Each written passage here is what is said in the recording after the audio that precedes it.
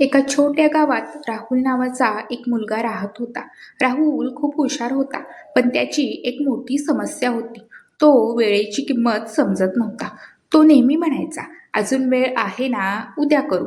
अभ्यास असो किंवा काम असो किंवा स्वप्न पूर्ण करण्याची गोष्ट असो, राहुल नेहमी सगळं पुढे ढकलायचा. त्याचे आई-वडील त्याला नेहमी समजवायचे, "बाळा, वेळ परत येणार नाही. आजचं काम आजच कर." पण राहुलला ते काही कळत नव्हतं.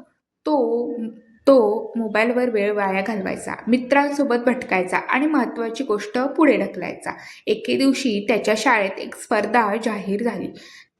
तुमच्या आयुष्याचं स्वप्न या विषयावर भाषण स्पर्धा. जिंकणाऱ्याला मोठं बक्षीस आणि शहरातल्या मोठ्या शाळेत प्रवेश मिळणार होता. राहुलला ही संधी खूप मोठी वाटली. त्याने ठरवलं तो नक्की याच्यात सहभागी होणार. पण त्याची जुनी सवय तेथेही अडाली. "अजून 10 दिवस आहेत ना, उद्यापासून सुरू करू," असं म्हणत तो रोज वेळ वाया घालवत राहिला. दिवस निघून गेले. 10चे 5 दिवस झाले, 5चे 2 दिवस झाले आणि शेवटी स्पर्धेच्या आदल्या दिवशी त्याला कळालं की त्याने अजून काहीच तयारी केली नाही. तो घाबरला. रात्रभर बसून काहीतरी लिहिण्याचा प्रयत्न केला, पण वेळ निघून गेली होती. दुसऱ्या दिवशीच तो स्टेजवर गेला. पण त्याचं भाषण काही नीट झालं नाही. तो अडखळला, घाबरला आणि शेवटी हरला.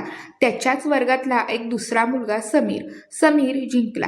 समीर खूप साधा होता, पण त्याने सुरुवातीपासूनच रोज रोज थोडी थोडी तयारी केली होती. त्याने वेळेचं नियोजन केलं होतं.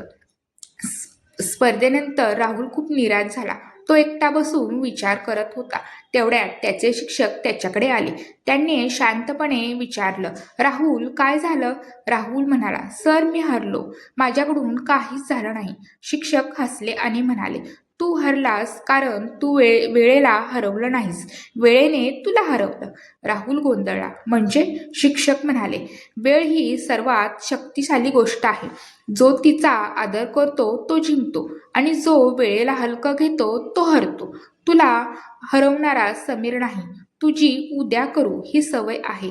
त्या दिवशी राहुलच्या मनाला मोठा धक्काच बसला. त्याने पहिल्यांदाच वेळेची खरी किंमत ओळखली होती.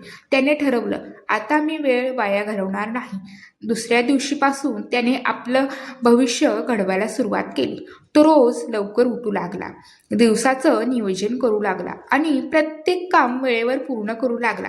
मोबाईलचा वापर कमी केला, अभ्यासावर लक्ष केंद्रित केलं. सुरुवातीला त्याला खूप अवघड वाटलं, पण हळूहळू सवय लागली. काही महिन्यानंतर त्याच्यात खूप बदल दिसू लागला.